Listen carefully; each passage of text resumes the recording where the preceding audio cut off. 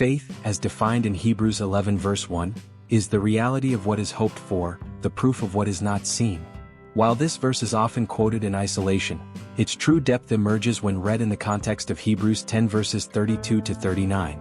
The author addresses Christians enduring severe persecution, urging them to remain confident in God's promises despite their suffering. Their possessions are being stolen, yet they remain joyful, trusting that God will ultimately deliver them.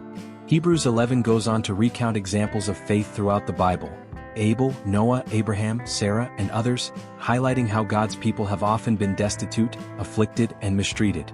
Despite their hardships, they held on to their faith, knowing that God is faithful to his promises. The ultimate example is Jesus, who endured the cross for the joy set before him. His resurrection serves as proof of God's reliability and reminds us that our suffering is not in vain. The author of Hebrews emphasizes that faith is not just belief but an active trust in God, even when circumstances seem bleak. Faith motivates faithfulness, and perseverance through suffering is evidence of our loyalty to Jesus. As R.T. France explains, faith is being sure of God's promises, relying on his unchanging character even when life feels uncertain. As Christians, we are called to run with endurance the race that lies before us, keeping our eyes on Jesus, the author and perfecter of our faith. Hebrews 12 verses 1 to 2. Through faith, we are strengthened to endure, trusting that God will take care of us if not in this life, then in the next.